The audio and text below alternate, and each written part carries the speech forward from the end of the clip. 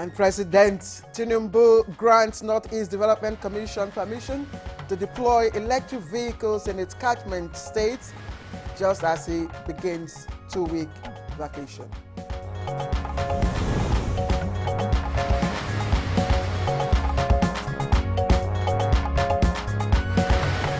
Six qualified gas companies to get 100 billion naira to promote government's gas initiatives.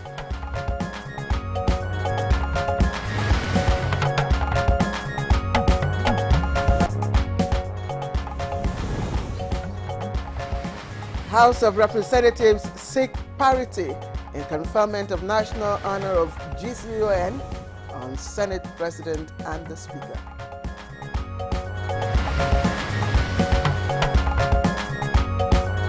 And on Good Morning Nigeria today, our focus is on the presidential CNG initiative and how it is transforming Nigeria's transportation sector.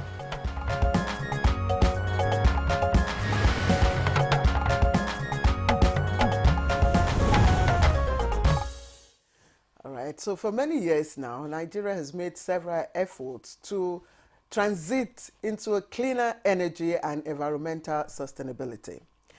Now, those efforts target reduction in the reliance on traditional fossil fuels. Yes, Claire, the global focus on cleaner energy sources makes it binding on Nigeria to transit from fossil fuels to cleaner energy. And the choice of gas, natural gas, I should say, as an alternative fuel, ushered in the Compressed Natural Gas Initiative on a national scale. Now, experts describe the CNG, as it is called, a cleaner, safer, cost-effective alternative to traditional fuels like petrol or even diesel. Of course, they also insist that CNG is cost-effective, eco-friendly, and produces lower carbon emissions than traditional fuels, since it emits 30% less carbon dioxide and lower levels of nitrogen oxides. Absolutely. And the use of, again, CNG gas in the transportation sector became a national initiative after the removal of fuel subsidy in 2023 by President Bola Ahmed Tinubu, and also a reaction to the fluctuation in global oil prices. And in advancement of these, several measures have been initiated to promote the use of CNG-powered vehicles. And some of those include the establishment of the Presidential Compressed Natural Gas Initiative in 2023 as part of the palliative intervention. The government's goal of 1 million CNG vehicles by the end of 2027 was set on course by this initiative. So far, many of CNG buses have been distributed, in states across the country. The establishment of conversion centers, as well as the refueling and virtual gas distribution program, also aligns with the presidential directive to strengthen domestic manufacturing and local assemblage, as well as jobs creation. Indeed, and I must say, Victor, also to meet our nationally determined contribution to climate change. Of course, during the COP's agreement, that was also taken. So, and government is partnering several private sector holders, especially in the area of transportation and energy sectors, to enable it to achieve its target of, mainstreaming CNG in, use, domestic use. It looks strong. It looks difficult at the beginning, but it's something that this government appears determined to achieve. Yes, that's of course because of the infrastructure that's needed, to drive it. And that's why today we'll be giving, serious attention to the federal government's initiative, at converting, CNG use in our transportation sector.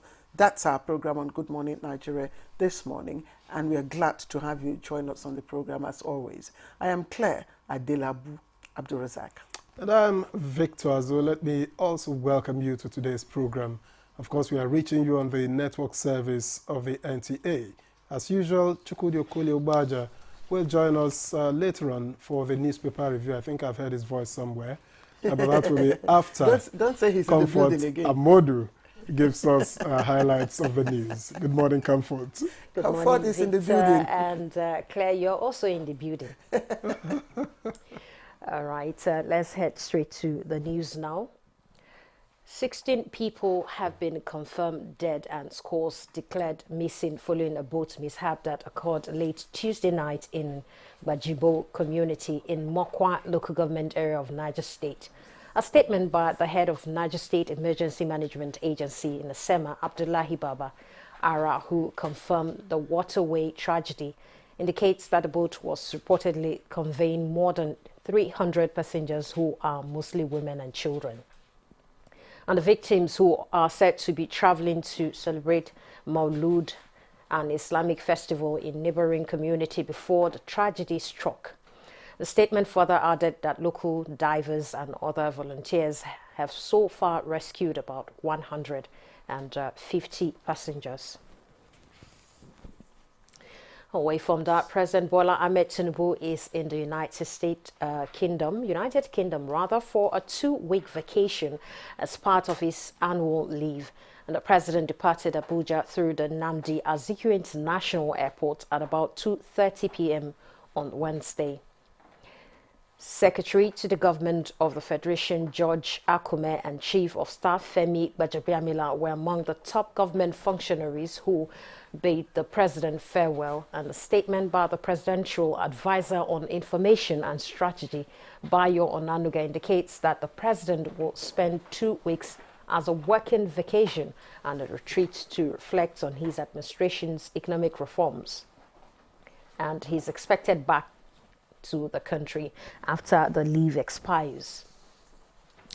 Before his departure, President Bola Tinubu granted an express approval to the Northeast Development Commission, NEDC, for the deployment of electric vehicles and its catchment states. The NEDC, along with its Chinese partners, presented the samples of the electric vehicles for the exhibition at the State House. President Tinubu, alongside Vice President Kashim Shettima, inspected the vehicles, including a 40-passenger capacity bus, saloon cars, and 8-passenger capacity tricycles. And the president expressed satisfaction following the approval that the commission should go ahead and deploy the e-mobility in the northeast region of the country. The Chief Executive Officer of the Commission, Mohamed Al-Khali, who briefed the State House correspondents on this development, explained that the Commission would, in the next 2 years, produce over 10,000 e-vehicles under the initiative. He said the government and the Commission has also obtained the presidential approval to build 5 and 10 kVA modular solar power units in each of the 6 states within its jurisdiction as alternative sources of recharging the vehicles.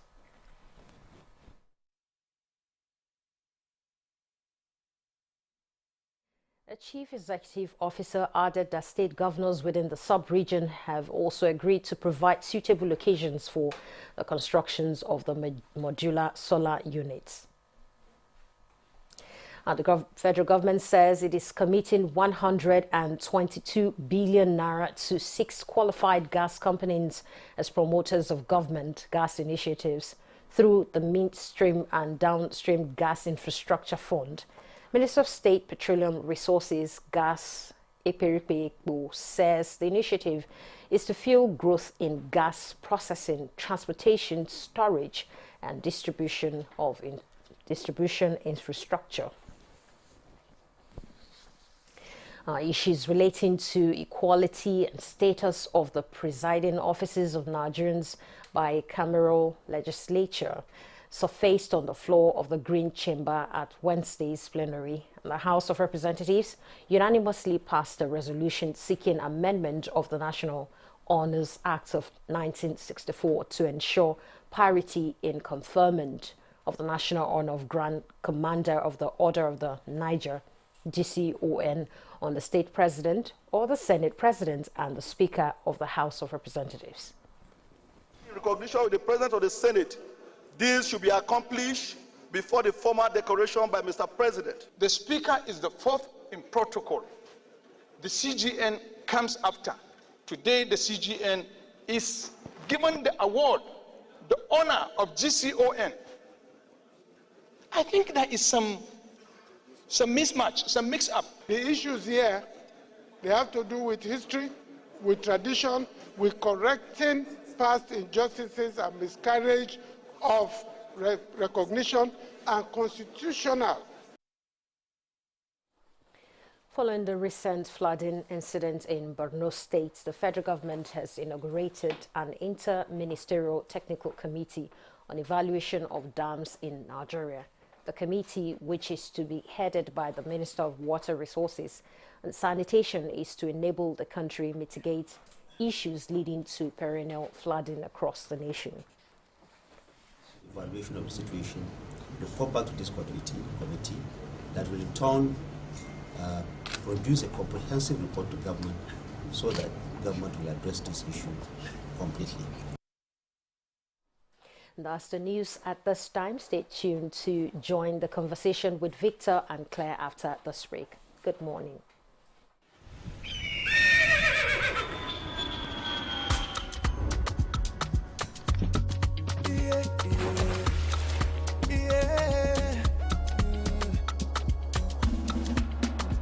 From the Atlantic across the savannah to the Sahara, we rise, a land of the free, we know they tire.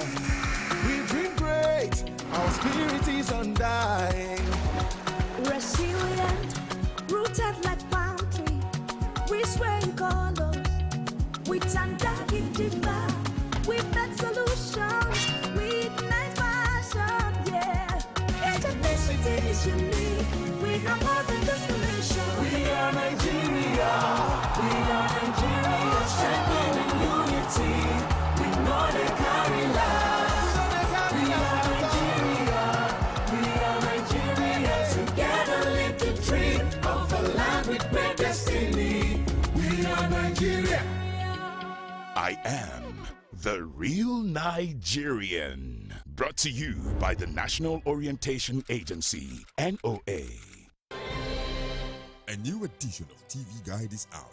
This time, we got up close and personal with the transformational legislator, the Deputy President of the Senate, distinguished Senator Barrow Jibrin. It created a difference in terms of representation through interventions that have brought an unprecedented infrastructural development to my area. This edition is a compendium of mind-blowing stories for your reading pleasure, ranging from technology, entertainment, economy, media, politics, family, and lots more. It is indeed a park of excitement as we take you through every aspect of life. Pick up your copy and get abreast with issues and trending features within our space. TV Guide, very incisive, very educative and compelling. Grab a copy at the vendor near you or any NTA station nationwide. TV Guide, your indispensable companion.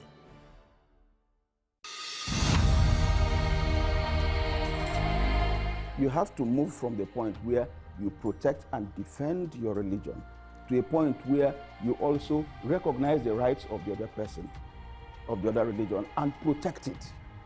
So if I am protecting my own territory and my own people and trying to emphasize their rights and protect their rights, I should also be thinking about how to protect the rights of the others.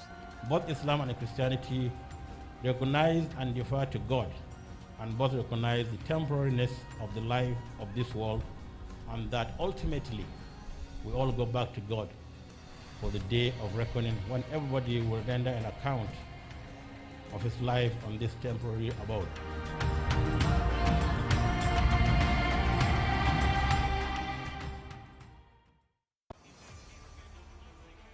The race to qualify for the biggest football competition in Africa is on.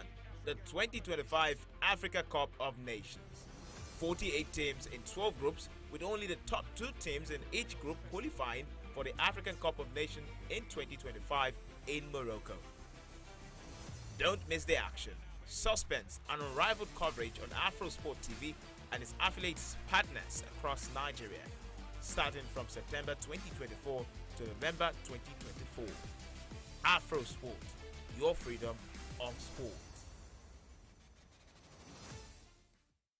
This Saturday, Inter Milan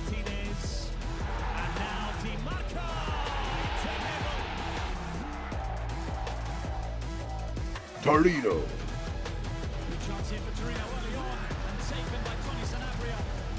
Inter Milan versus Torino, live on Sporty TV.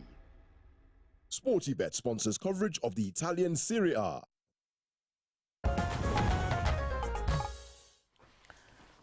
Thank you once again for joining us on the program this morning. You're watching Good Morning Nigeria live on the network service of the NTA. It's time now for newspaper review. Please still stay with us.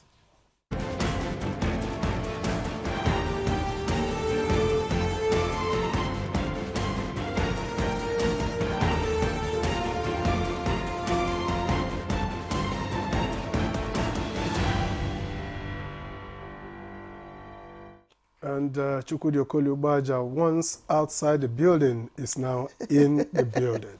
Good morning. Don't listen to him, Chukwudi. You could as well mold me into the blocks that are holding the roof. But you are in the building. I said don't listen to him. You? I said don't listen to him. Don't just say anything. He's just trying His to... use of prepositions in English is malicious. No. He was only trying to see if he could pull your legs. Yes. Yes. But can he pull my legs? The My legs are long so enough. close to the ground. I have a firm grip on my legs. Anyway, Chukwudi, Good morning. How are you, Victor? How are you, Claire? I'm all right. Good to see you guys. I am feeling like the sunshine. You look it. So, Victor. Okay, let me begin from here with the blueprint. Quite a number of stories on the front page of the blueprint. But let's begin with this one at the center. 64th Independence. Reps reject CFR national honor on Tajuddin Abbas. Demand Akpabio, CJN Kekere Ekun's GCON status for speaker. Okay. And above that, sandwiched between that story and the nameplate. Tinubu approves deployment of electric vehicles by NEDC. That one is on page 6. In business, FG's dares to attract $90 billion World Bank AFDB power project facility. Page 20. And in sports, AFCON 2025 qualifiers, Osimhen doubtful for Libya doubleheader. That one is on page 32. And on the strip to the right, terrorists slaughter 6 farmers, abduct 5 others in Borno. Ndume 6 urgent intervention. That story continues on page 8. And then we see the picture story of the president apparently departing the Nnamdi Azikiwe International Airport, Abuja, yesterday for the UK on leave. And Maulud Nabi, both ferrying 300 capsizes, in Niger. 16 bodies recovered. 169 Kwara passengers missing, locals report. And divers intensify rescue operation. Governor Abdul Razak mourns. And 6 months after, Edo Assembly recalls members from suspension, page 10. Police arrest 13 over illegal mining in Zamfara, page 7. FG commences distribution of 2,000 CNG-powered tricycles to youth. And finally, Nigerian Airlines free to operate in any airports in UAE. That's according to the FG. And of course, the cartoon is questioning Wither Agro Rangers, and that's with regards to the slaughtering of 6 farmers, abduction of 5 others in Borno, according to the blueprint. And off to the New Telegraph we go. Most of the stories are already repeated here. The approval of e-vehicles for the Northeast, the GCON CFR issue. This one, FG gazettes withholding tax 2024 regulations. Customs seizes 682 million naira drugs declared as used vehicles. That story is on page 8 and 28. And on the foreign scene, Lebanon, eight Israeli soldiers killed in fight with Hezbollah. Israel declares UN chief persona non grata over Iran attack response. That one is on page 6. And then the major story here with a picture story, corruption. We recovered 13 billion naira diverted public funds in September. That's according to ICPC. Claire. Okay, and the sad story, of course, you must have heard in our news this morning, but it's a headline story on the front page of Daily Trust. 16 buried, 150 still missing after Niger boat mishap. Ferry conveying 300 Maulud celebrants and rescue operation still ongoing. 182 lives lost in 3 years. That story is on page 4, where you can see the rescue operations, small bodies recovered right there on the front page. Quite a sad story. And Constitution review, just trending just a little below the nameplate. Atiku proposes rotational presidency. Details of that on page 10. And MAN, that's Manufacturers Association of Nigeria, to federal government, sanction officials making policies that ruin businesses. Details of that on page 20. Now, Governor Lawal's allegations against Matawale, despite onslaught on bandits unpatriotic. That's a story you can read up on page 8. And of course, there are other stories trending. This story is Victor has already read. But Iran-Israel war. Federal government moves to evacuate Nigerians in Lebanon. Iran-Israel war. Federal government moves to evacuate Nigerians in Lebanon.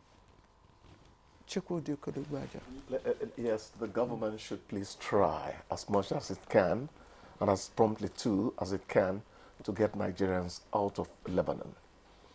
The ground offensive by the Israelis, forget the adjective limited. Limited still is fatal. And it doesn't care what nationality you have. Of course. So let them please move. It doesn't pick. It doesn't. Ferry conveying 300 passengers capsizes in Niger. 16 bodies recovered. There are many more bodies that are unrecovered, or as the papers indicate, because they almost all have it as a screaming headline. And why would they not scream? They are saying that this is the second incident, this year in the same village. The first incident occurred a few months ago when around 60 market women were involved in a mishap. The questions you want to ask are many.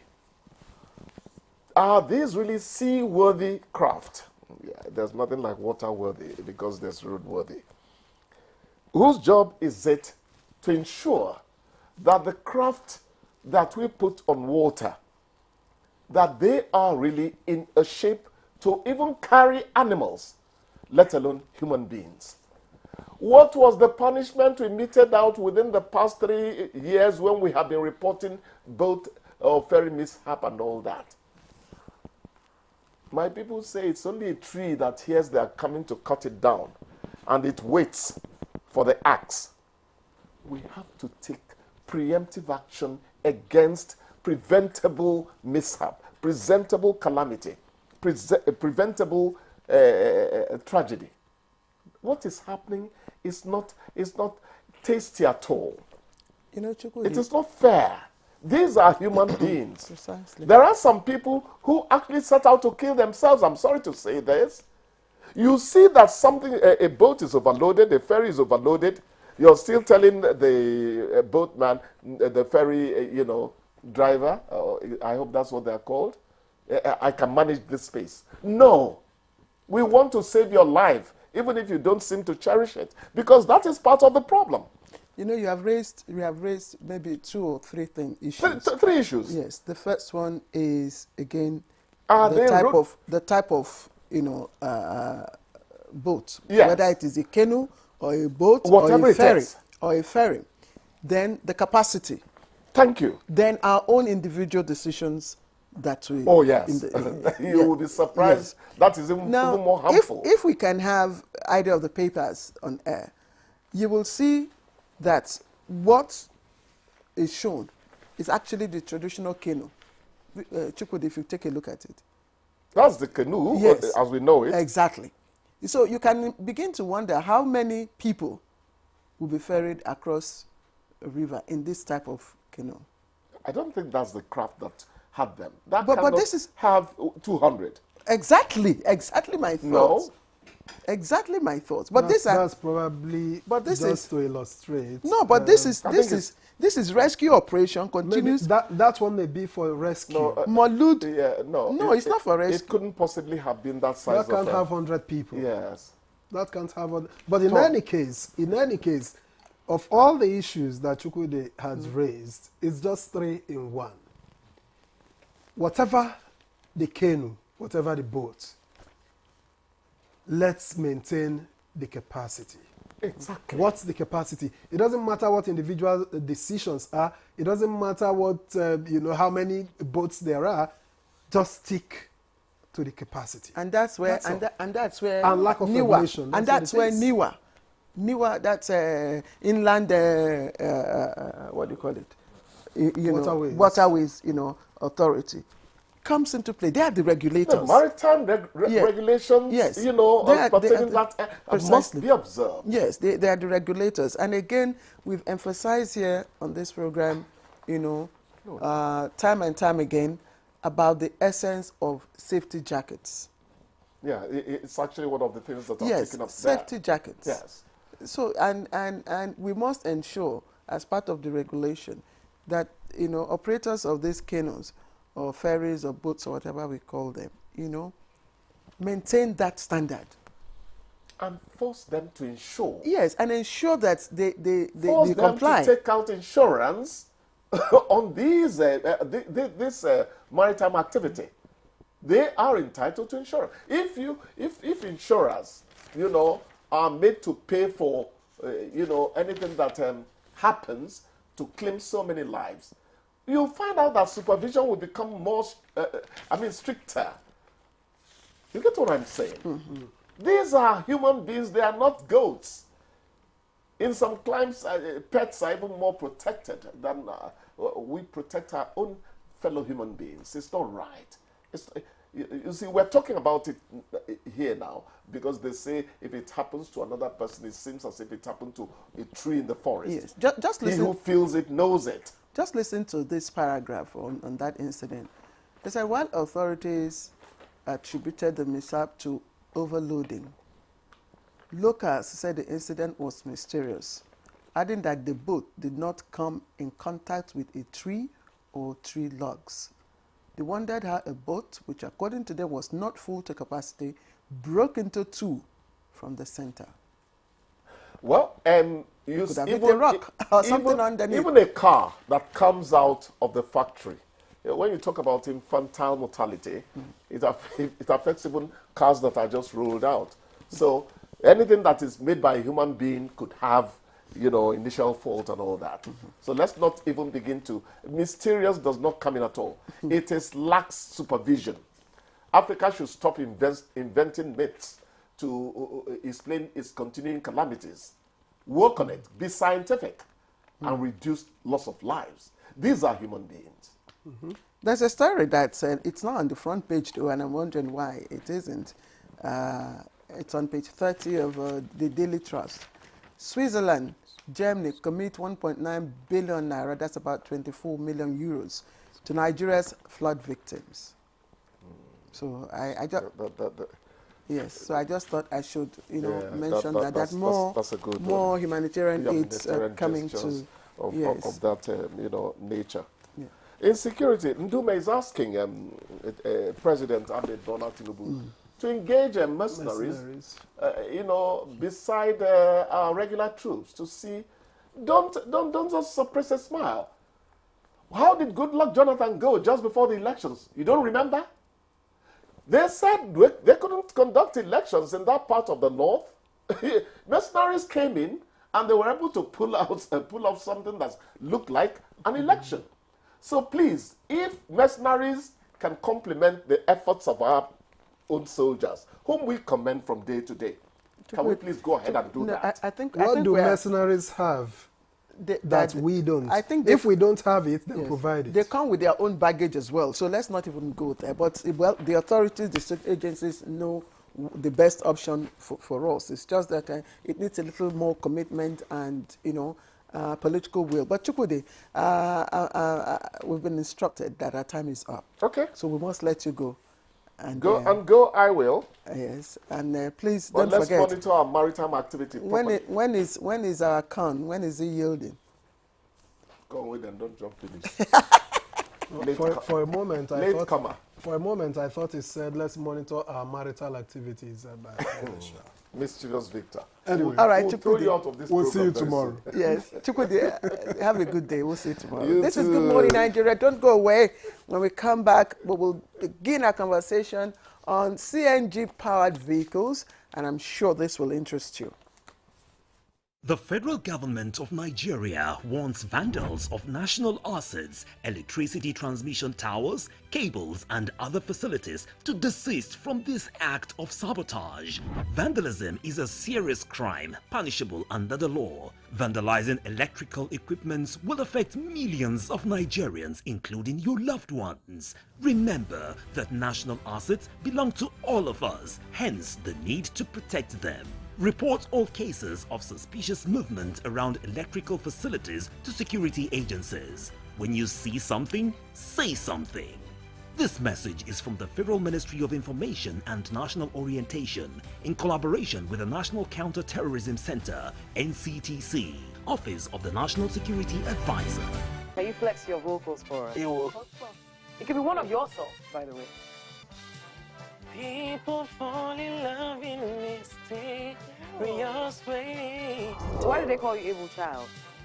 They called me that when I was in school. That was my nickname then in school. Any reason in particular why they called you Able Child? Yeah, because I was actually one of the brilliant students. Oh, say mommy! That answer right there. You must be, if it's not this board, problem. That means the people that answer this survey, they have body odor. Hey.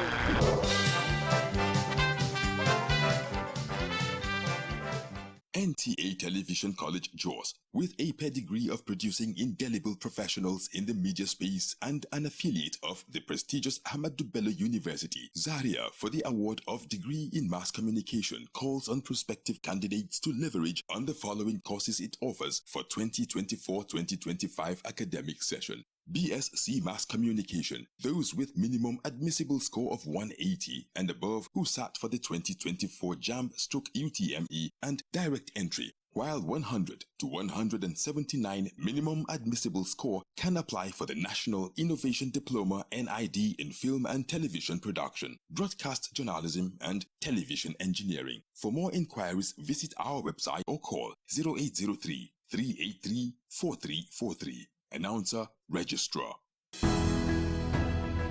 The Council of Our Fathers. My advice to these young people is please do not take us back to those harrowing days. You probably do not know what it is. Nigerian youths, let's build our nation together.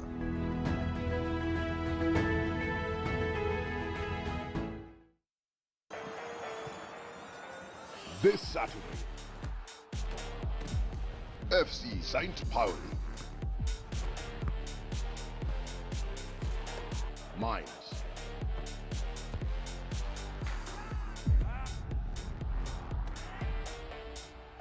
watch live FC St. Pauli versus Mainz on Sporty TV.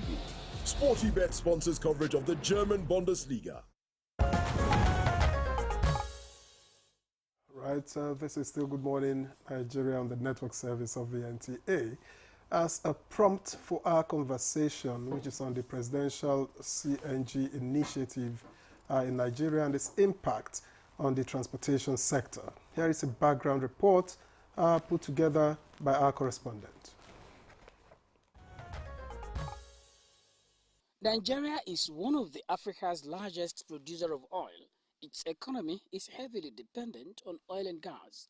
However, the country has her fair share of the global challenge of transiting from the fossil fuel to a cleaner energy. To this end, the federal government is focusing on compressed natural gas (CNG) initiative, which is driven by environmental and economic considerations. Research has indicated that compressed natural gas is a cleaner fuel compared to petrol and diesel, which emits up to 30% less carbon dioxide and lower levels of nitrogen oxides. By promoting the use of CNG, the Nigerian government is targeting a reduction in Nigeria's greenhouse gas emissions, which is in line with its commitment under the Paris Agreement to achieve net zero emissions by 2060.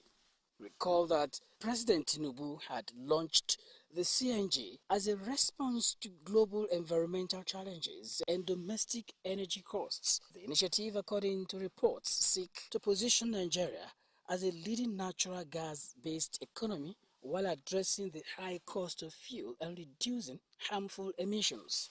The good news is that the adoption of CNG is expected to make significant savings for both consumers and the government. For consumers, the lower cost of CNG compared to petrol and diesel is expected to lower the cost of transportation and industrial energy. On the other hand, it will enable government save billions of dollars spent on importation of refined petroleum products. It will also create job opportunities across various sectors of the economy, particularly in the construction of CNG refueling stations, vehicle conversion workshops, and the manufacturing of CNG-related equipments.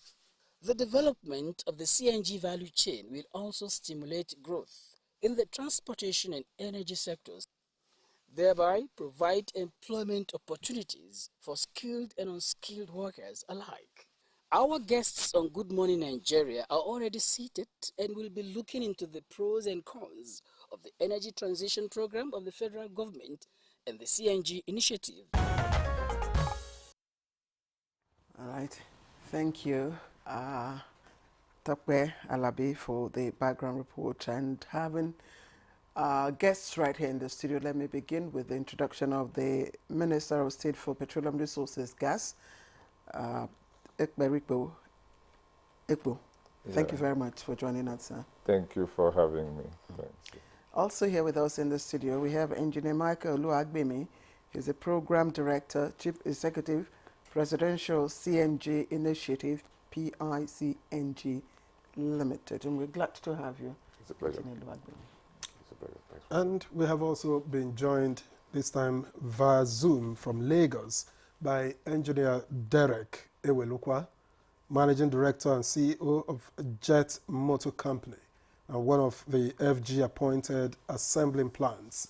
A pleasure to welcome you to Good Morning Nigeria. Good morning. Good morning, Nigeria. All right, gentlemen, it's a tradition when we have ministers coming to Good Morning Nigeria. We engage, the ministers for a while, about 20 minutes before we escalate our conversation. So we'd just like to engage the Minister of State for Petroleum Resources, Gas, to give us a brief overview of, policy initiatives along this line. And I will just like to begin, by asking, I know that Nigeria used to consider gas, as a byproduct of flaring. In those days, I mean, if you lived in the Niger Delta, you observe from Imiringi in Bayelsa, to Eleme, to Okrika, in those parts and other parts of the Niger Delta, you find, the skyline dotted with flaring and all that. And of course, considering the amount of natural gas that we produce, I'm just wondering, what's our attention, what's our behavior to gas utilization now? Yeah, thank you very much, the presenter. I really appreciate that. But let me begin by expressing my sincere thanks to the President of the Federal Republic of Nigeria for his wisdom and thoughtfulness for the creation of Ministry of Petroleum Resources, Gas, and beyond that, the establishment of a presidential initiative on CNG take charge of that. Right, Nigeria is a gas nation, and we have been undermining this for a number of years until the present administration, empowered by the PIA, to expose and bring into fore the utilization of gas. So today, gas has taken the front burner in the administration of President Bola Ahmed Tinubu. It is a welcome development, and it is a route that will guarantee a safe environment. Gas is cheaper, safer, and of course environmental friendly. And so when we go into CNG, as is being projected today, I would like Nigerians to really pay attention to the importance, the needs, why we need to go that route. It is cheaper, like I said, safer, and environmental friendly. Gas is processed in country.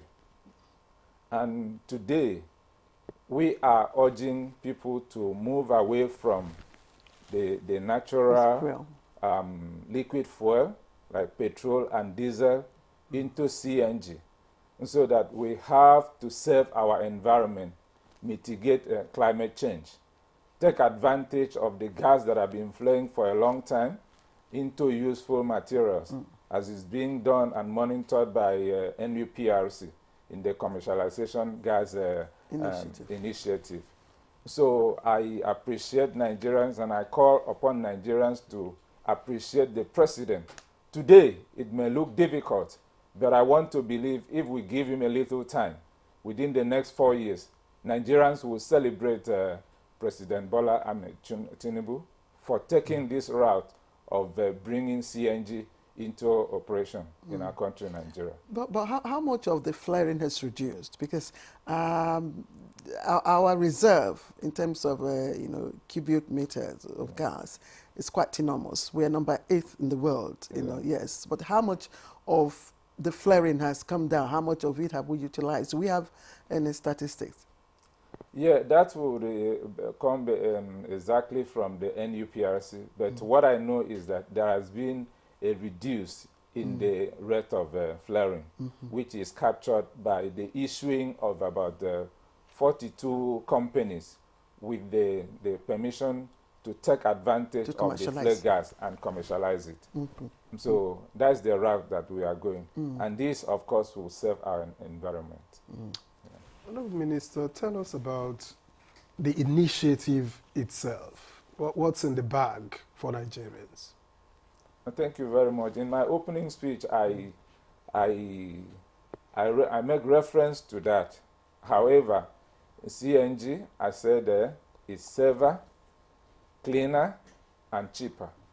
If you compare the price of CNG to that of fuel, for instance, one scoop of CNG is about 285 naira, which is equivalent, almost equivalent to a liter of fuel that is 890 something naira.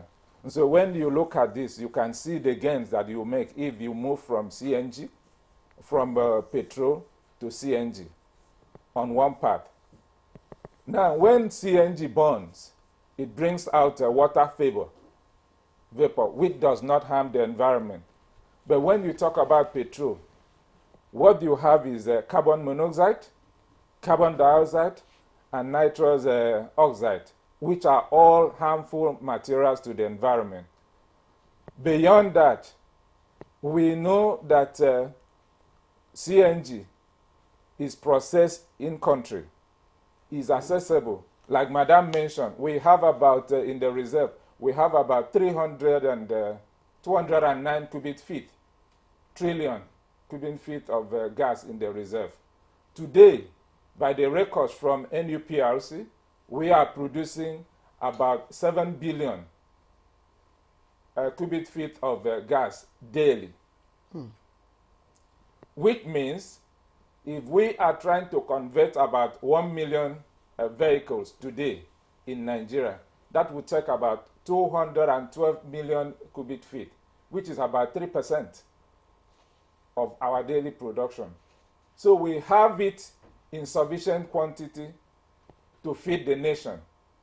All what we are saying is, come in, take advantage of what PCNG is doing, of the CNG, and live a clean life, so that we live a safe environment at our generation and hand over a safer environment to the upcoming generation.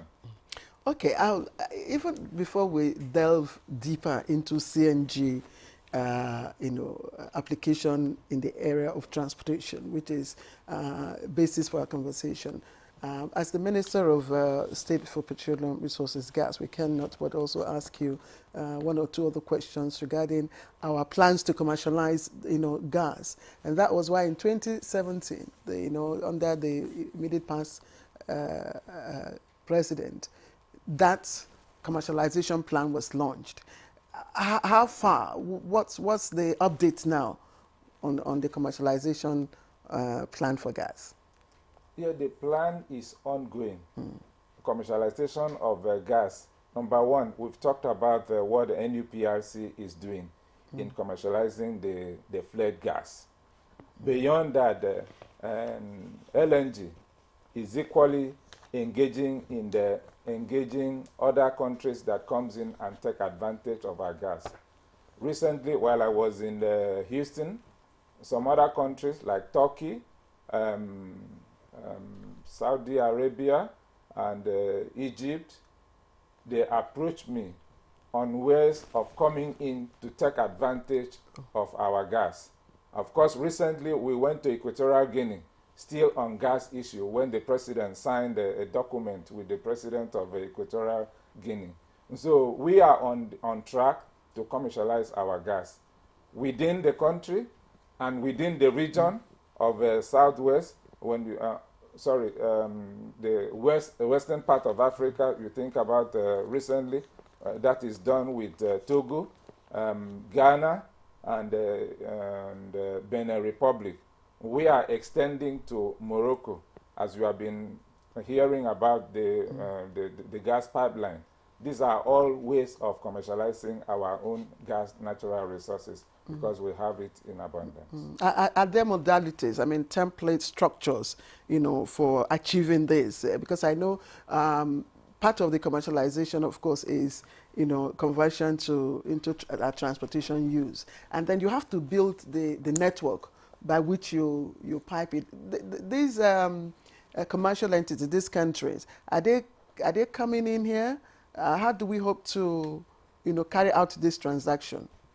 Yeah, that takes us to the infrastructure that has been provided. Yes, that's like the OB3, which is ongoing. At the moment, there are about 95. What is OB3? OB3. Obrinko is a 3 local government or 3 communities project that built into the River Niger crossing, so that gas from the southern and the western part of the country will combine together and it will be piped into the AKK gas pipeline. The AKK is Ajakuta, Kaduna, Kano gas pipelines.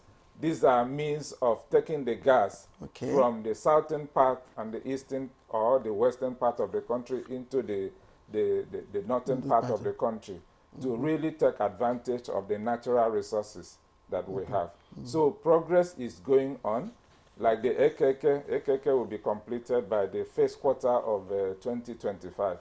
In December, we'll be having a stakeholders meeting with all the states that the pipeline passed through, so that to educate them and bring them in line with the plans of the federal government, so that they will actually take advantage of the natural gas that will be passing through the pipeline. Fantastic. All right, Honorable Minister, thank you very much for your opening remarks. Let's give you a breather so that we can bring Engineer Michael Luhagbem into this conversation. Now, the general feeling is that, this gas project is cost intensive, and that's why many have talked about the lack of widespread refueling stations, for instance, which is needed to make it as effective as it should be, as government would want to be. How is the initiative going to deal with this? Thank you very much, and good morning to your viewers. First and foremost, I have to say that, if we think what we are currently doing is working, we won't be moving towards the alternative. What we are doing currently, which is burning an expensive, unreliable source of petrol, whose prices is not set in our country. So whenever there's a crisis in the Middle East, or there's a crisis between Ukraine and Russia, the Nigerians, the ordinary Nigerians, the mama put, the Okada rider pays an expensive price for that. The price of petrol is already expensive at 70, because it's based off the price of crude oil at $70 a barrel. But the projection, the forecast is that in the next 10 to 15 years, it will rise to $140 a barrel. That will mean that the petroleum products that will be derived from crude oil will be out of the reach of the common man. And if your economy is not built to take advantage of the cheaper products that, as the Honorable Minister have mentioned, you have in abundance, you can reliably source, is cleaner, is safer and more reliable, then you're not planning your economy well. So what I'm saying essentially is that yes, the cost of adoption upfront might look expensive, but in reality, if you convert your vehicle today, it costs you roughly about what you will save if you switch to CNG in the next 3 months, less than 10 weeks. So an average user of a vehicle, intense user, maybe even not even so much intense, an average user in a week will save about 50,000 naira. In about 10 weeks, you will cover the cost of conversion. Then after that is all savings to you. And by the way, speaking about infrastructure, when you convert, your vehicle is not just going to become pure CNG, it still has the petrol backup. The idea is that if you're in an area where you cannot find, you have the alternative, and then you want to move towards where you can get compressed natural gas. What will happen with just the refueling infrastructure, as you've already mentioned, is that as more people adopt compressed natural gas, as more people utilize CNG vehicles, investors are going to come into the sector. We're already seeing it. This time last year, we had less than 7 conversion centers in Nigeria. Today, we have well over 125 because of the intense awareness and investment that have gone into the sector. But beyond that, as at this time last year, there were applications within the NMDPRA, that's the Nigerian Midstream Downstream Petroleum Regulatory Authority, for just 5 CNG refueling stations. When we checked it last time, it's already almost 52 of them that were pending in terms of license to establish. And then we already have 75 of them in development. And this year, we're already going to have 25 of them newly established. NMPC is establishing 12 of them, 6 flagged off here in Abuja. NIPCO is establishing 32 already, of which 9 have already been flagged off between Abuja, Lagos, Edo State, Cross River State, as well as in Port Harcourt. We have Matrix Energy that have committed and is already developing additional 5. Bovas is bringing up 8 before the end of this year. So we are seeing that as more people are converting to compressed natural gas because of the program of Mr. President, who are saying that, look, Nigeria cannot continue to depend on a resource that is unreliable, that we cannot, as our people, cannot even afford. What we want to make sure is that we utilize what God has given us, which is cheaper, which is cleaner, which is safer and more reliable, found all across Nigeria. Natural gas is in 30 of Nigeria, easily found in 30 of Nigeria to the 6 states. The oil field that was commissioned by immediate past President Buhari in December of 2022, the one in Bauchi, has 500 billion cubic feet of natural gas. That is in Bauchi State, in Gombe State, in Nasarawa State. The fields there are natural gas fields. So we have gas everywhere in Nigeria, but we are also wasting it a lot. And the consequence of it is that, look, you cannot continue to waste what God has given you. We have to utilize it. And so for us, it's about leveraging what we're doing now to ensure that we attract investment. Government will not do everything, by no means. But what government is doing, that we are stimulating demand. The Presidential CNG initiative is committed to Mr. President's commitment to the commercial drivers, and the Nigerian population, 90% of them use commercial drivers every day, commercial vehicles every day. And the President is saying we are committed to ensuring 1 million of them get converted for free. That signals to the investors that you need to put your money in conversion, you need to put your money in refueling, and that's what we're enabling. Ultimately, it's not overnight that you're going to build this infrastructure. Even the petrol stations that you have in Nigeria today, growing up, we didn't have that many. But in the last 20, 30, 40 years, when the sector became more liberalized, you saw, them being established all wide and round because investors see the opportunity to go into it. So what we are doing on our side is demand stimulation that enables infrastructure investment. And it will happen. It's already happening, as I've already demonstrated, in terms of the numbers. All right, Engineer Oluwagbemi, thank you. Let's go to Lagos. Engineer Derek. Engineer Derek, thank you once again for joining us on the program. And when we talk about the issue of applying CNG, to transportation sector, the idea, started. It's not a today's thing. It's not a today's initiative. The idea, dates back, 1997 thereabout. But of course, the process to actualizing it has been quite slow until last administration, and now it's been fast forwarded by the, Tinubu administration. Someone did a research, which I was able to lay my hands on, the economic, advantage of adopting CNG as an alternative, fuel. And the case study was the Port Harcourt-Onitsha Expressway. Of course, the researcher considered, what it will cost, laying the whole network tracks for supplying, gas to the refilling stations, the cost of building refilling stations, and of course, the cost of procuring those vehicles. And I'm wondering, as one of the appointed assembling plants for you, what are the accompanying challenges that you're facing at the moment? Thank you once again for having me on the show, and I am honored to be here with the Honorable Minister of Petroleum, Gas, and also the Chief Executive of PCNGI. Well, gas as a mode of fueling the transportation industry is a proven technology, and I think it has been proven to work over time. CNG has a drawback in the sense of the volume that it takes, transportation vehicle or even a passenger vehicle.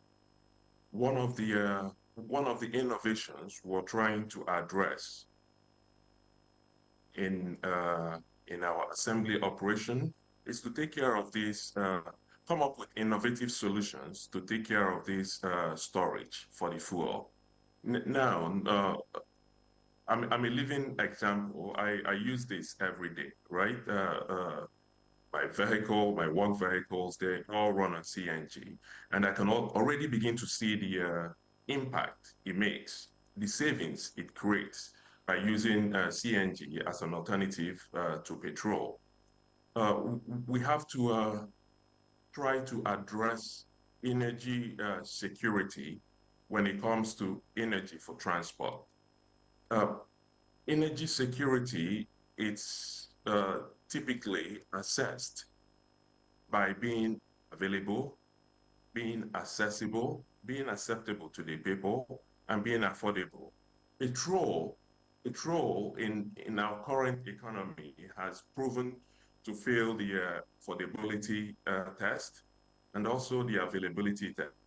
On the other hand, CNG has ticked all the boxes in both the availability and the affordability. I say availability because Nigeria has the highest gas reserve in Africa. We have almost about 6 trillion standard cubic meters of gas in Nigeria. That is the highest in Africa. So we can leverage on that and make CNG available. Affordability, one standard cubic of CNG, yesterday I paid 230 naira. at a mobile filling station along the Lekki Ekpe Expressway. So that's pretty affordable. Now, when we begin to do that, we address the issue of acceptance among the people. We start to address the issue of accessibility. Like the chief executive of PICNG mentioned, they are working very hard to make sure the infrastructure that will spur up the accessibility come on the pipeline. The CNG daughter stations, the CNG mother stations, as soon as these begin to come out, accessibility will be solved. The presidency has taken a good initiative. They have created these policies to spur up the interest within this gas sector. Now, the domestic gas utilization has to be ramped up. Engineer Derek, thank you. I'm also wondering, I don't know if, Engineer Oluwagbemi can also, weigh in here before we go back to the Honorable Minister. They assemble, which means they bring the parts. They're not manufacturing. And the process, there are two processes here. You either retrofill or you manufacture. So, I mean, how does that, how easy is it, and what impact does that have in terms of cost and in terms of, cost on the consumer, on those who want to have their cars converted? Yeah, so thank you very much. Does it make it cheaper? Yeah, so I have to say that we have to understand why it is such a huge opportunity from a job creation perspective, from a technology and innovation perspective, and also from the consumer perspective. The reason why the federal government is pushing forward with compressed natural gas as a first step towards energy transition for the transportation sector. Many people have said, oh, why don't you do EV? We do have EV under our program, but a very small component. But why natural gas? Number one, natural gas is strategic. Nigeria has the biggest reserve in Africa, but we're also one of the top flares of natural gas in the world. If you take a trip from Lome to Douala and you just fly across our littoral boundaries, you see these flares. And we are doing a great work trying to convert those flares to opportunity, as the Honorable Minister mentioned, but we must then find a use for it. And so transportation is a key use of it. So it's strategic. Beyond that is that the strategic nature of natural gas. I mean, this is the reason why even international politics, you look at what is happening between Russia and Ukraine, is basically the natural gas war. So natural gas is very key for Nigeria to also project our power in the region. The gas pipeline to Morocco, the opportunity to Trans-Nigeria gas pipeline that will potentially go to Algeria and cross the border to Europe. It is important that Nigeria take on and develop our local industry based on gas. But the other part of this is your existing internal combustion engines can easily be converted to natural gas fueled engines. You cannot say that about moving from internal combustion engines that we have about 12.5 million vehicles already to EVs overnight, right? You cannot take an ICE vehicle and then turn it to an EV vehicle immediately. The cost of replacing one ICE vehicle with an EV is expensive, about $20,000 to $30,000 each. But with conversion kits, as he had mentioned, what Jet Automobile and many other manufacturers in Nigeria today, about four of them under the program, working on CNG, both tricycle and automobile. You can take an ICE engine and with just $500, you can convert it to use both PMS as a backup now and use natural gas. So you can see the number of vehicles you can quickly put to utilize the natural gas Honorable Minister talked about increases quantumly. So the amount of money you use to convert 1 million vehicles today is about between $500 million and $750 million in Nigeria today. That same amount, if you utilize it and enroll it out to acquire new vehicles, it's not going to get to that level. You're probably going to acquire, maybe 10, maybe 20,000 vehicles. So the huge opportunity. So it's better to have the assembled. Yes, it's better for us to grow the retrofit industry. Because it enables the automotive manufacturing industry. The automotive manufacturing industry is still very young in Nigeria, but we must encourage it. And you will start with leveraging on the technology capacity that your retrofit industry is going to build. Your retrofit industry, which we are now enabling with these conversion centers, you see the technicians, the auto mechanics. They're not just auto mechanics again. They've gone from the level of trying to fix your car to now trying to enable your car to work on compressed natural gas. They're understanding the working of an engine. They're understanding the working of the electronics. They're programming vehicles. They are doing. I visited one of them in Lokogoma last week. He does 12 vehicles a day in terms of conversion, and does this in the parking lot of a filling station. And then he has a classroom that is not up to a third of this room, where he churns out 40 students every week, training them in different areas. He had already broken down the process of retrofit into almost like an assembly plant, which will then enable the assembly and manufacturing industry. Auto manufacturing in the world is advanced. There's no country that by itself can say it's manufacturing a car. There's no car that is manufactured in Germany, for example. Reality is that Germany will source the steering wheel from the United States, the bag, the airbag from Japan, and all of that stuff. In reality is that auto manufacturing is now a much more specialized industry. So what we are doing is that with the retrofit industry, Nigeria is getting in the game. We are training our young people how to get in the game. Within that industry now, you are seeing young people that say, okay, there's an opportunity in terms of tubes that you're going to use for pushing the natural gas from the cylinder at the back to the engine in front.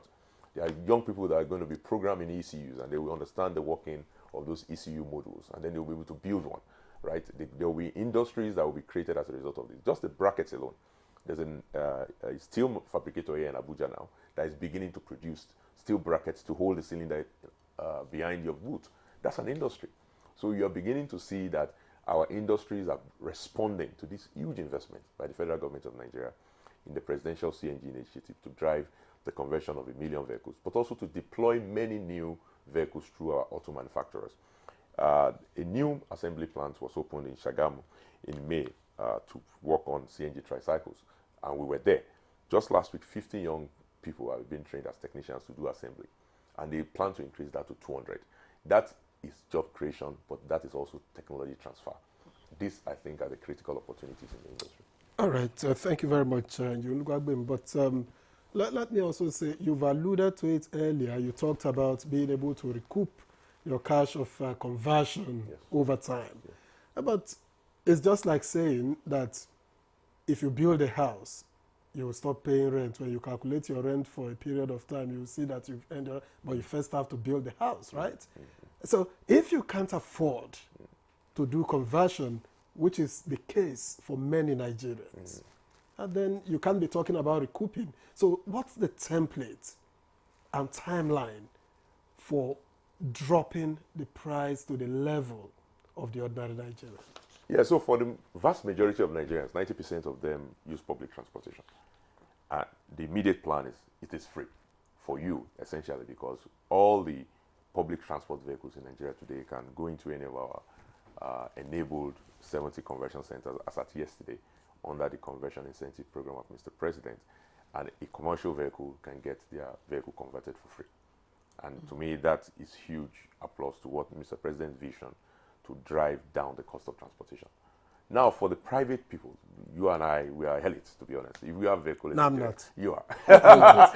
you're a university graduate. You think you're so? an I'm not. You're an elite. So if you have a vehicle, you're an elite.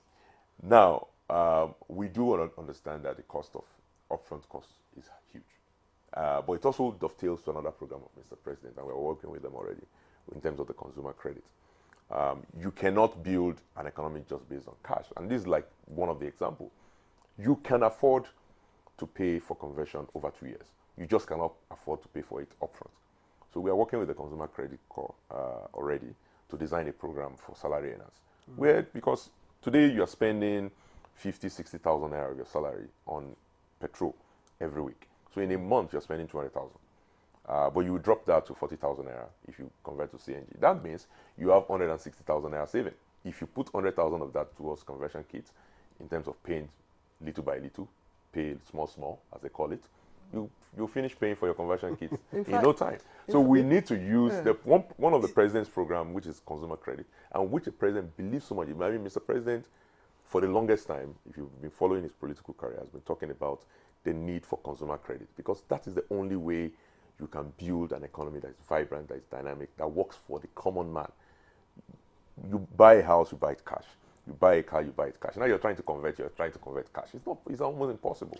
So we are trying to take those two programs and marry them and enable this conversion industry, and we're working on it. Engineer, do agree with me. Our colleague, and we call Lydia Sampson. She's our correspondent, energy correspondent, and she has had her own car, converted. And when she was sharing the details with us, she actually said that she spends.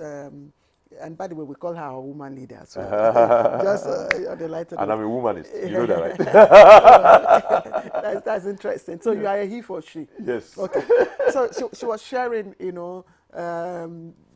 the ups and downs of it, and she testified that she spent about 14,000 naira in a few months. Yes. So which is a good thing. But one thing I want to find out from Engineer Derek is I don't know if there are two things, if there conversion centers and the assembly plants, because I know if you're retrofitting, you are basically doing the same thing as converting your cars, putting the necessary facilities that will enable you to, convert to gas. Your assembly plant, are you basically retrofitting? Is that what you do? And how, possible is it for you? I mean, what's the load that you're having to deal with? What's the number of people coming, for conversion that you're having to deal with, and how are you able to handle? Thank you. We're an indigenous assembly plant, automobile assembly plant. We're not a conversion center. I want to put it out there. And we do assemble based on the SKD model. SKD, by that, I mean semi-knockdown model, whereby you bring parts of the vehicle already semi-knocked from the OEMs. Just like Engineer Mike had mentioned, automobile manufacturing has evolved, and we will of innovation and advancements. So for now, we bring those SKD modules, and we put them through our assembly plant and put them back together, and it becomes a fully built up unit, FBU. Now, in the process, we attach all the compressed natural gas components. We are intentional when we do this because we pride ourselves not only as an indigenous company, we also pride ourselves as an innovative and sustainable company. We wanted to do things differently by making sure that the vehicles we assemble are a little bit sustainable for the environment. Our flagship product, which was an electric vehicle, is still our baby. We haven't left that track yet, but the time will be right when we'll get on the bandwagon again. But to solve the immediate need of Nigerians when it comes to transportation, I align with the federal government. Natural gas is the low-hanging fruit to get us there, at least for now. It's cheaper, it's cleaner, it's more available. So we're doing all we can to make sure that these vehicles keep coming up. The only challenge most of the customers have, okay, it's not peculiar to us. The CNG fuel storage takes in these vehicles. So, and we're coming up with innovative procedures. We're coming up with innovative plans to solve that issue. As soon as that is solved, complete adoption all the way. The awareness has been is being created by the PCNGI, the policies have been drafted by the government, and the private sector has to come in now and put in the investments to spur up this. I want to address one of the issues that came up earlier with respect to cost.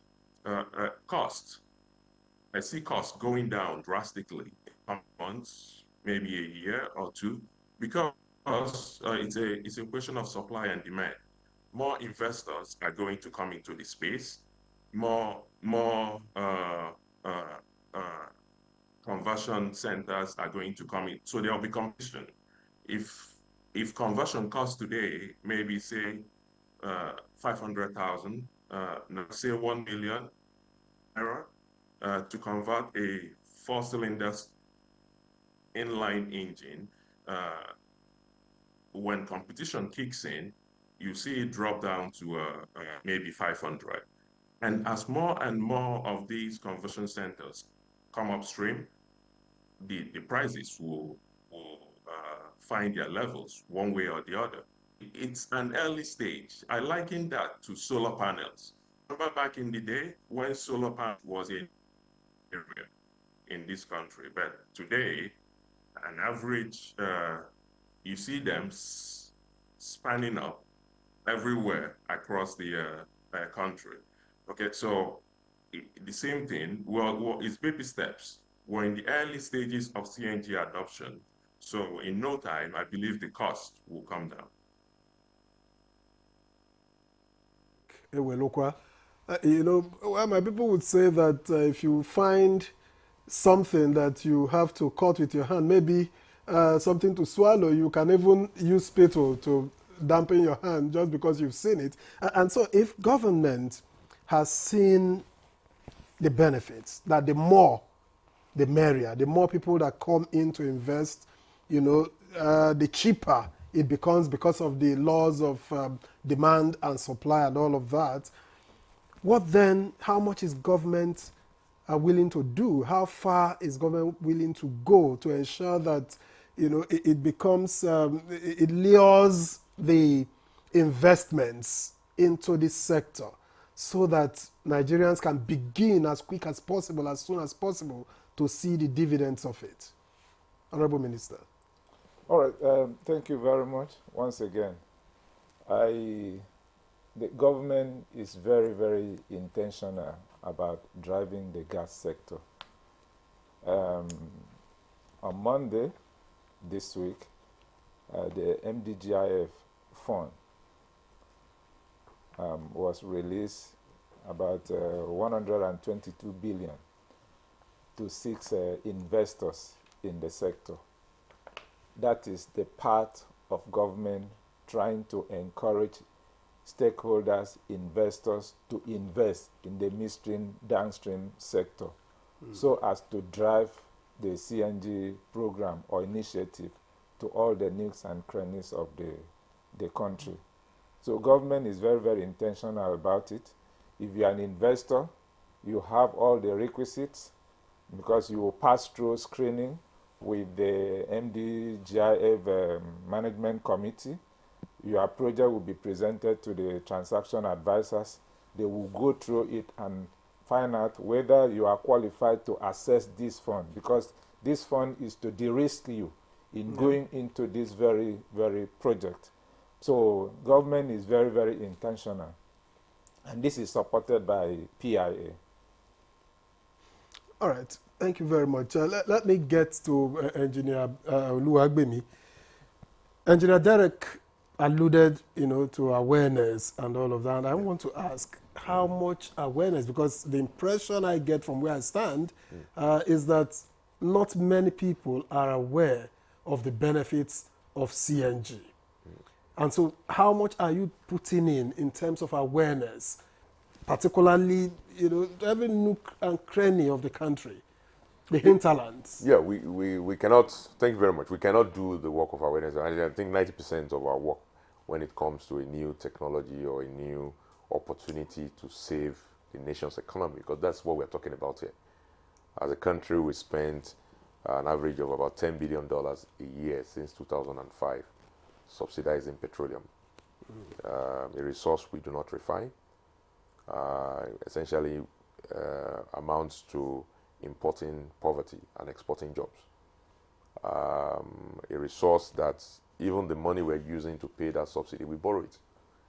So moving to CNG is saving Nigeria's economy. Essentially, that's what we're talking about. So we know that we need to create the real awareness among our people. So we've been doing this work, of course, in the last 1 year. So approximately a year tomorrow, since the Presidential CNG Initiatives Steering Committee was announced by Mr. President. And so it's just 1 year work. And I tell everyone that I think I look back at the last 1 year with tremendous pride at what we have achieved, but also know that the work is still plentiful. 90% of our work is awareness creation. And then 10%, I think the private sector can handle it. And that's what I keep telling everyone, because the entrepreneurial spirit of the Nigerian is enough. When last year I said we set a goal of 100 convention centers for ourselves this year, even our friends in Egypt and Iran, who first engaged us on this issue of CNG, because they have been doing it in their country, said it's impossible to have 100 convention centers in a year. I sit here today to say we have 125 just a year later. In fact, technically 9 months after we started that conversion program. I know by the end of this year we have 250 already in the next 3 months, because every day, every night, I get demands and requests by Nigerian entrepreneurs who are setting it up. So creating awareness is our work. Awareness among the people that we use it, in terms of getting them comfortable with the utilization and the use of CNG vehicles. CNG is safer. It is 8% less explosive than diesel. 8 times less explosive than diesel, 18 times less explosive than petrol. It is stored in a seamless steel cylinder that is bulletproof. Getting the transporters comfortable with the cost, we're providing the conversion incentive program that drops that cost to zero, and allowing and enabling them to adopt CNG. Very important.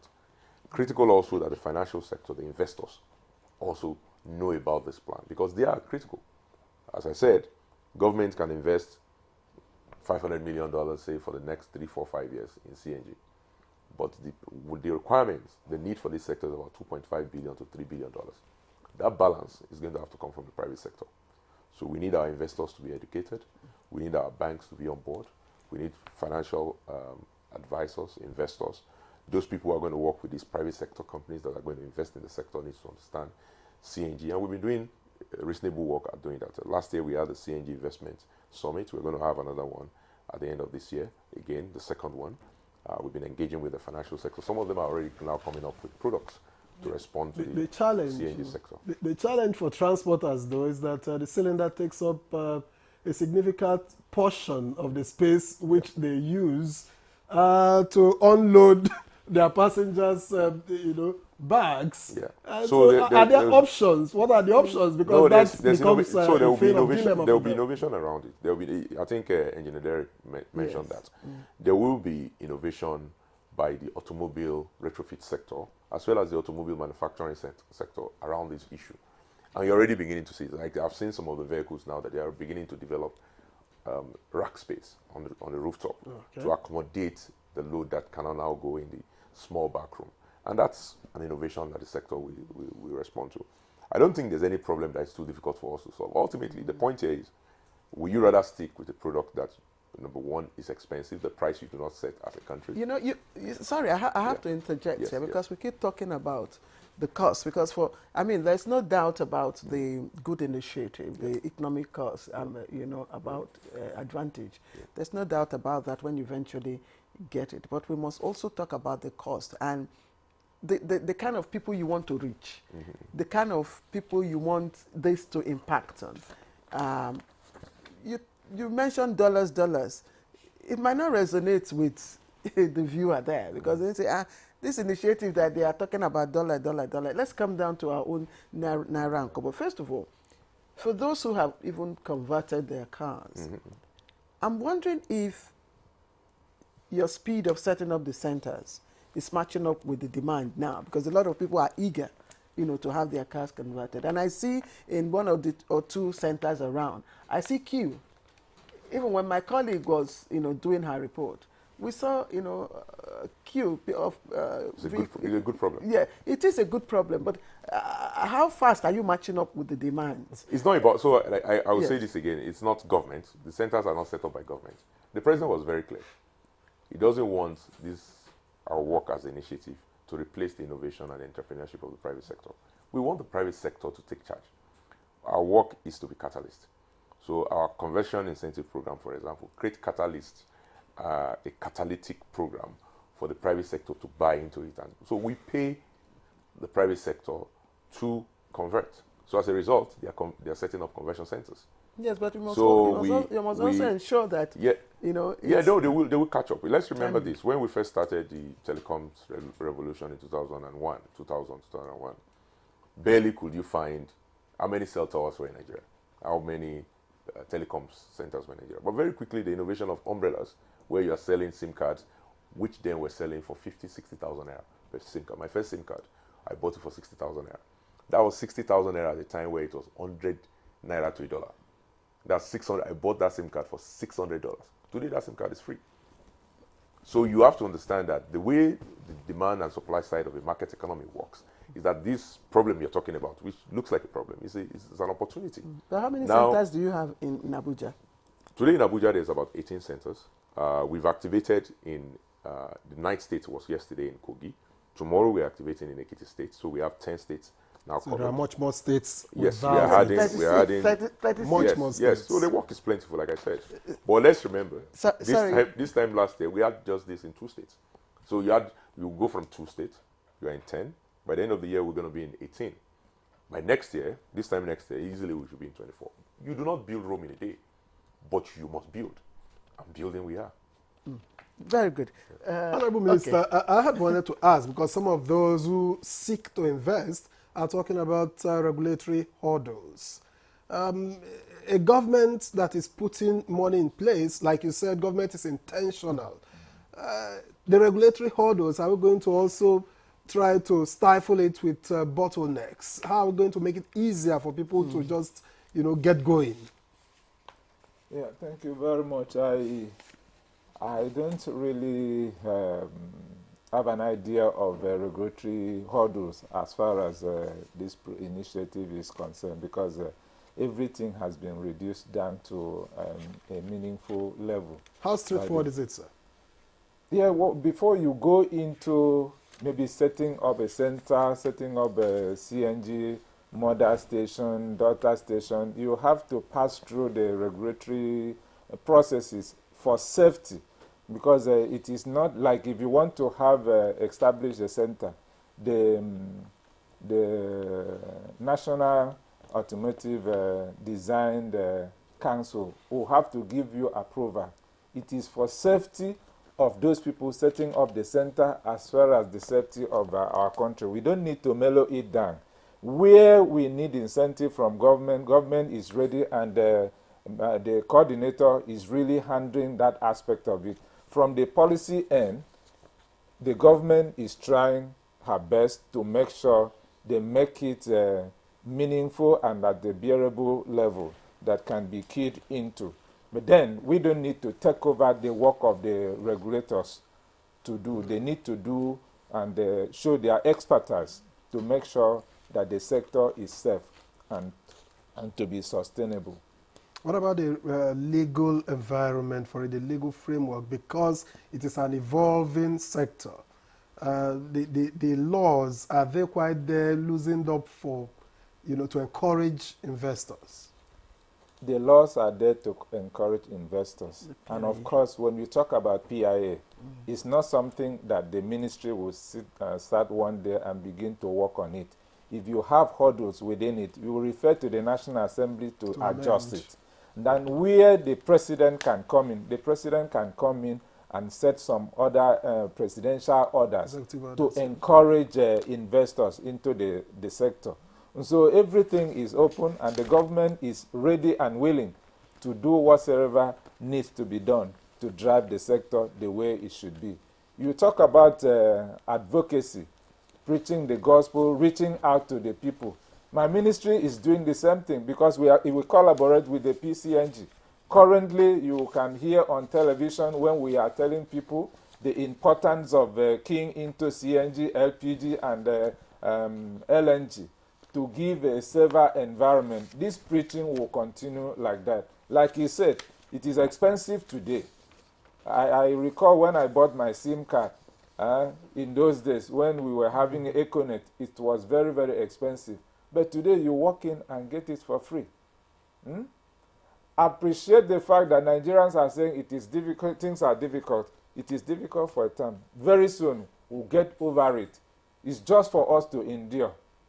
Let me say this, as a Christian, when the children of Israel were coming out of Egypt, led by Moses, and got to where they got stuck in the Red Sea, they told Moses, we want to go back to Egypt and continue to eat the watermelon and all those things. But Moses was under the unction of God to continue with the journey, who provided a way out of it. That is where we are finding ourselves in Nigeria. And Mr. President, Mr. President is very decisive about taking Nigeria from a struggling nation to a nation where we are going to enjoy the benefits of what God has endowed us in this country. So he's very, very intentional about it. I don't want us to... Yes, Minister of State for Petroleum Resources, I'm sure that every Nigerian, on this, every Nigerian is with Mr. President and the initiative. But we also want that every average Nigerian, like my colleagues say in the studio, you see them, should be able to afford a CNG-powered vehicle. And that's why when we come back from this break, we'll go back to Engineer Derek to find out the cost of obtaining or procuring is one of those CNG vehicles that you are assembling.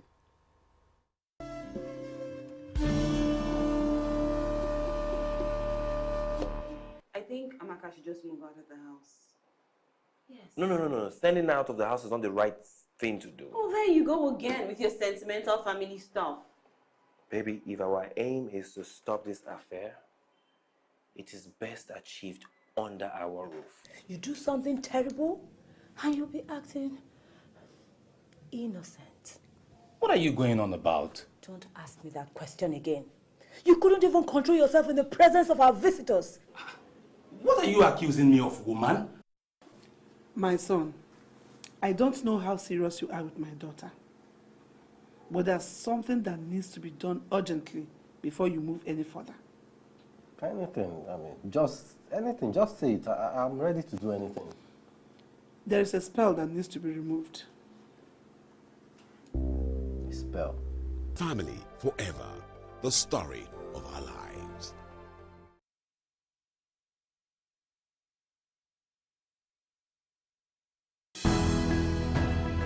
The counsel of our fathers. I will urge and advise our younger generation to use talent and brain to sort out problems, not arms. Nigerian youths, let's build our nation together.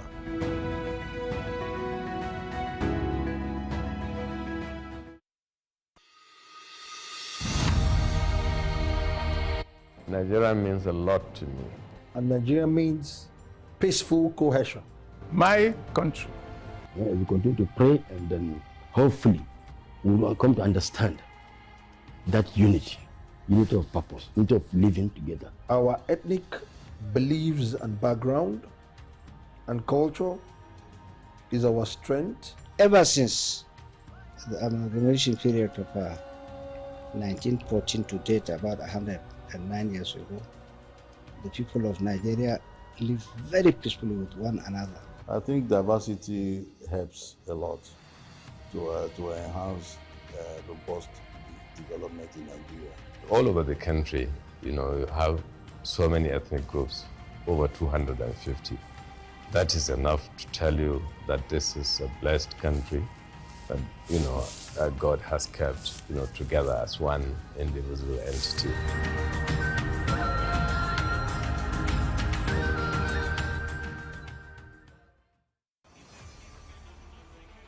The race to qualify for the biggest football competition in Africa is on.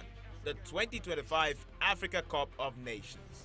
48 teams in 12 groups, with only the top 2 teams in each group qualifying for the African Cup of Nations in 2025 in Morocco. Don't miss the action, suspense, and unrivaled coverage on AfroSport TV and its affiliates partners across Nigeria, starting from September 2024 to November 2024.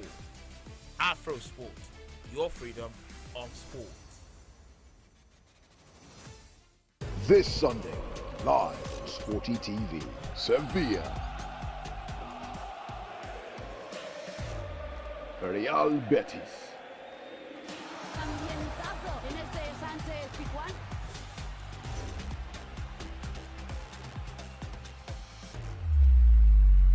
Sevilla versus Real Betis. Watch live on Sporty TV. Brought to you by SportyBet. Play with champions.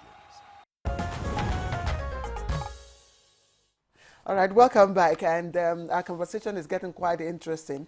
We're talking about, of course, the CNG-powered vehicles being, applied in the area of transportation. Let me take my question to Engineer Derek. Engineer Derek, if you're with us, earlier on you talked about the cost of, converting to CNG vehicle coming down, and you compared it to solar panels and all that. And I'm just, this is just my own, observation, that even the solar-powered panels, their prices are still high. It's not. That's why you see that, it has really not been mainstreamed, even in the rural areas. And again, you forget the volatility of the exchange rate, and of course inflation and all that. But that aside, how many of these CNG vehicles, are available, and what is the cost of procuring one?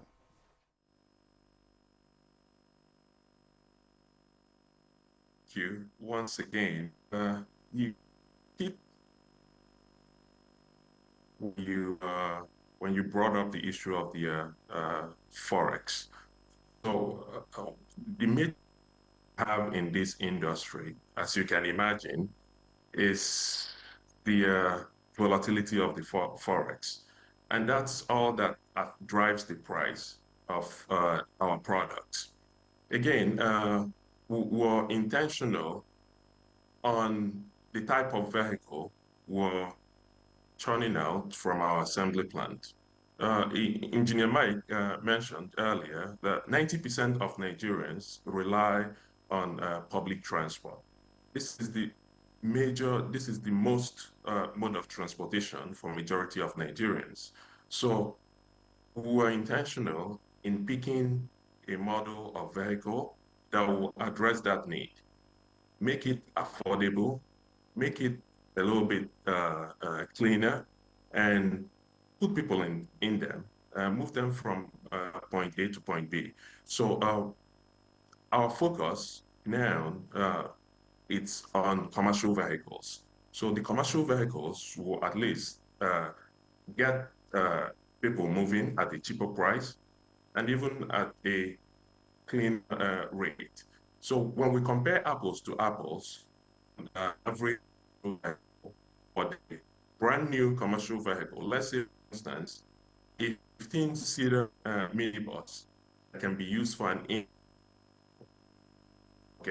major manufacturer from one of the fives, say,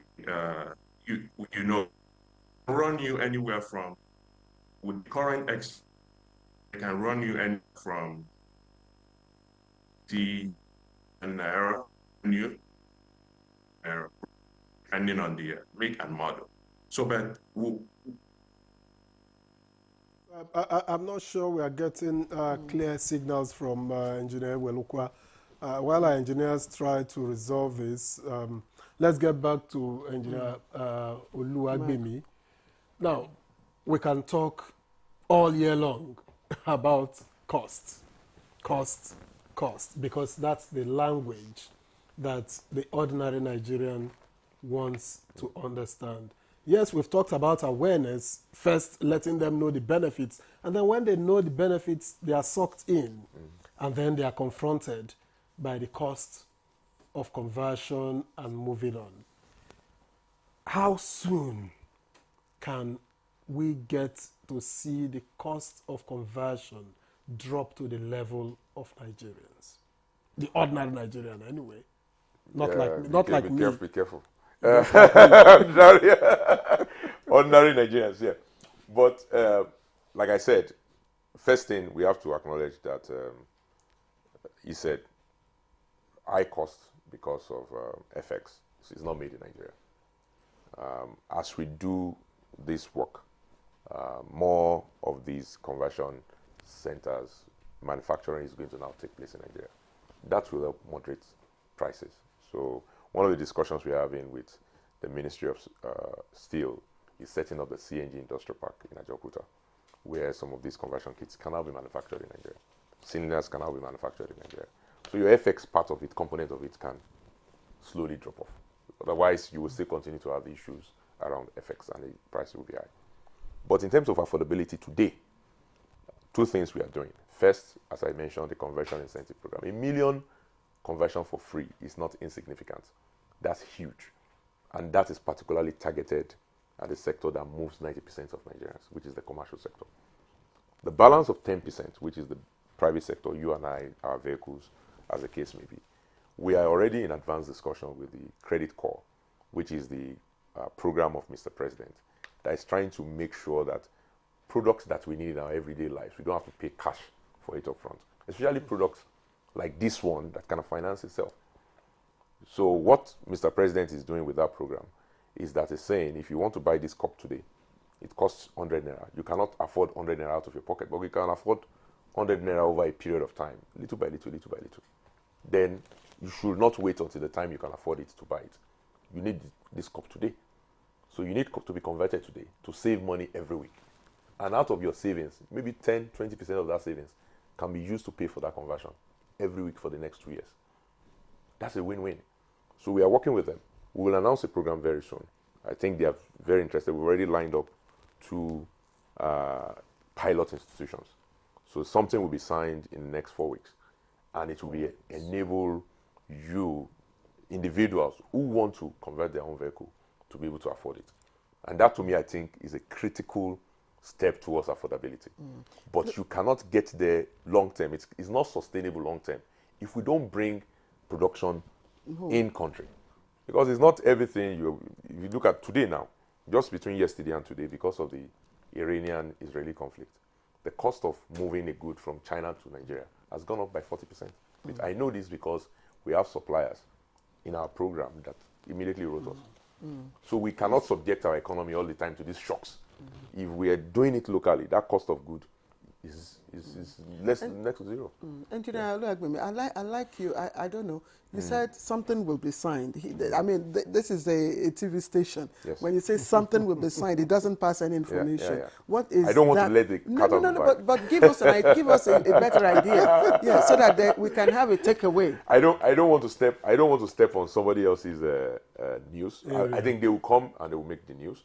But I can assure you that we are working with that program. It's another program, an initiative of Mr. President, designed to enable you, the consumers, afford anything that is so-called expensive upfront. Okay, that's better. And so they already see this. In fact, their first program release that was done 2 weeks ago, they are doing a specific design for conversion kits. Okay, that's fine. But so my question is, the free conversion that you're offering the commercial sector, the transporters, how does that translate to reduction in transportation cost for all the Nigerians who do not, have a car, and ultimately help to cushion the effect of the high cost of transportation and subsidy? Yes, it has. In fact, what we're doing, so we are the first test of this last week. This program, this free conversion program started in the beginning of September. So what we did last week was we are working with NURTW on specific routes. So we took the Abuja to Itakpe station and Abuja to Adavi station.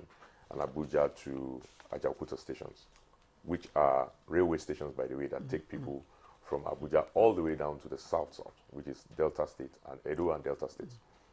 And we gave them free conversions on 100 vehicles each for each of these rail stations for vehicles coming to Abuja. And immediately we secured a 40% fare discount on those 3 routes. And we're already planning to do additional 8 routes next week.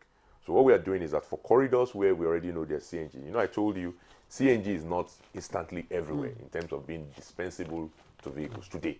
But we are following what the what the investors are doing, and we are also attracting them, enabling them to cover more places. But today, between Abuja and Kogi State, there's CNG.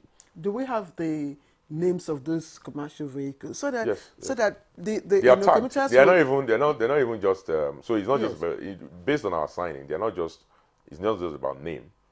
Every vehicle that is converted is tagged as a CNG vehicle. You will see it yourself. Okay. The route price agreement was specific. We did not just say drop it by 40%. They're dropping from 30,000 to 7,000 naira for 4 to 6 to 6 to 8 seater vehicle, and for 4-seater vehicle to 8,000 naira, right? So it's specific pricing, price drop.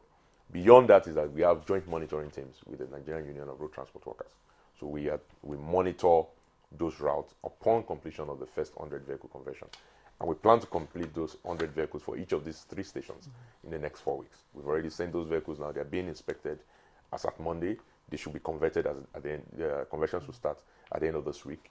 And that we plan to now do that on different routes. Abuja to Kano, Abuja to Kolokoja, Abuja to Ilorin, like that. And then take it Ilorin to Ibadan. So we are intentional about securing this price drop for the consumers. And we are doing it based on agreement, strong monitoring mechanism, and partnership with the transport union. The transport unions themselves want the price drop, to be honest. Yes. I think when I work with them, they've been very open to offering this price drop, but provided we are giving them these conversions. How do passengers identify vehicles that are CNG? Are they visible tags that they can click? Yeah, they are all visible. And how do you monitor? You know, I mean, you need to monitor compliance. That yes, to be sure that nobody takes off the tags. No, you can't. So the way these tags are designed, if you take it off, it gets destroyed and you can't get another one. So you will not then be qualified to you will not be able to refuel. So you require the tag to refuel at a refueling station. That's the NGVMS tag. All right. The tag that so we've built in, we've designed it in a way that you want to stay in the system, because the reality is that even the transport, to be honest, I've been dealing with the transport unions. They want the prices. They've seen, the alternative to using their vehicles is walking. And some Nigerians walk. So they know they want to broaden their own market. They are not people that want to keep the savings to themselves by themselves. So what we are doing is that we are offering them this conversion kit. We're intentional about conversion. We're intentional about signing this price agreement. And we are then monitoring with the NURTW as a follow-up. What you will see over time is that once you have a huge volume, the volume is not big yet. Let's be honest. We started this conversion program for the CIP 4 weeks ago. So how many conversions are you doing in a week, right? It's not huge yet. By the time you have the big volume, this will now be self-governing. Because imagine if you have 200,000, 300,000 vehicles. The guy that is doing high price, you get to the garage, his vehicle will not get filled up as fast as the guy that is offering a lower price. So we know we will get to that point. But before we get to that point, we are doing strong monitoring. We are working with the NURTW members. They themselves are asking for this. I know you want to bring in the minister. Since it might be his last question, I just wanted to ask if, first of all, this is sustainable, and then how do you also ensure that others who are not part of the transport unions and who want to key into this free, is there any opportunity for them to be part of it? Yes. I mean, if you are not a member of a union, you just have to register your vehicle commercially. So your vehicle has to have the red plate number. It's a commercial vehicle. You pay taxes to government based on that. So there are many windows to be involved. Some are association members, some are regulated commercial vehicles by cities. For example, in Abuja, you have the Painted Taxi Association of Nigeria. They're not necessarily red tag plate number vehicles, but blue, but are painted by Abuja City, and some cities do have this as well. Or you are registered as a commercial driver, in which case you are using a red plate number. You already pay your taxes as a commercial driver, and so you benefit from your taxes. I mean, again, this thing is also about driving and enabling good citizenship. If you're a good citizen of this country and you've been offering service to the public as a mass transit vehicle, you are properly registered as one. You have every right to benefit from this directly, and you can go into any of the convention centers. Go to our website, www.pci.gov.ng. You'll see a list of convention centers. We update it every Friday because every week we're signing between 20 and 25 new centers. All right. Thank you very much, Honorable Minister. Just before we round off this conversation, I just wanted to find out, because one of the major challenges of the petroleum industry is insecurity, vandalism of pipelines and all of that.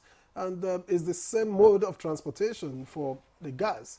What are the guarantees? What's government going to do differently to ensure that what you are doing, which is good by the way, is not disrupted by vandals? Thank you very much. For gas pipelines, any attempt by anybody to go into that sector, that means you burn the entire community. It will get to a level whereby the inhabitants of a particular community where you have a gas pipeline will be conscious of what is happening there, because if you have a vandal who goes in to vandalize it, it will affect the entire community. However, the NNPC, they are doing a great deal of work in getting the private sector to monitor the gas pipelines so that nothing happens to it. And so anything that happens within the area, the station will be shut down and repair work will need to be done. But we are equally, as citizens of Nigeria who wants to take advantage of these natural resources, we should advise ourselves that vandalism is not the way out. Get yourself meaningfully engaged while the government is trying to provide these amenities to the citizens of the country. So I believe if we get to that consciousness, because it's not only Nigeria that we have gas. Other nations, they have their own gas. Their citizens are under the law, guided by the law, and they respect constitutional authority. So while the government is trying to provide these amenities through virtual conversions or through the pipeline, Nigerians should try as much as possible to abide by the law. But on the whole, the country or the government of President Tinubu is doing everything to protect the gas pipelines as well as the oil pipelines. Honourable Minister, how many of these assembly plants do we have, and how are we also mainstreaming indigenous, as automobile companies in Nigeria into this? The assembly plant, I will refer to the project manager. He is in charge of CNG. They're the ones that report to me. And maybe you ask him to report to me the number of assembly plants that they have put on ground at the moment. So, report to I'm reporting to while we are here. Yes. No, we are seeing additional, at least today we have well over 19 indigenous manufacturers of automobile vehicles in Nigeria. It's actually a very thriving and growing industry. We're working with the Nigerian Automotive Design and Development Council, the strong partner of this program. They, in fact, have been doing training in conversions as well as enabling their manufacturers to incorporate CNG into their vehicles. This program has patronized directly 6 local assemblers and manufacturers, some of them even in CNG tricycles, and at least another additional one in EV bus assembly. So I believe that patronage will continue. The president is clear that he is driving for local content. Mr. President has been very clear also that we should use this program to enable innovation and technology and entrepreneurship in Nigeria. We thank him for all the work he's doing, and we'll continue to help him to deliver on the promise. Thank you. Yeah. Let's quickly take the last 1 minute from Engineer Derek. Just less than a minute, please. Your final words. Well, I think CNG has come to stay. I want to believe that it will had a significant positive impact to the nation's economy. It's a no-brainer that we have to try to get people and goods from one point to the other at a cheaper price. And CNG provides that opportunity. There may be some kinks in that value chain, but I believe in a short period of time, those kinks will be ironed out, and every citizen, every Nigerian will begin to see the benefits that CNG brings to the transportation industry. Thank you. All right, Engineer Derek Ewelukwa, Managing Director, CEO, Jet Motor Company, one of the federal government appointed assembling plants. We really like to thank you very much for joining us for this conversation. Thank you. Let me also appreciate Engineer Michael Luagbemi, Program Director, Chief Executive, Presidential CNG Initiative, PICNG Limited. Thank you very much for coming. And Honorable Minister of State for Petroleum Resources, Ekberikbo. Thank you very much, sir. Thank you very much. Thank you. All right, that's Good Morning Nigeria for today. We thank you for joining us. Let's do this again tomorrow. I am Victor Azu. And I'm Claire Adelabu Abdurrazak. Bye-bye.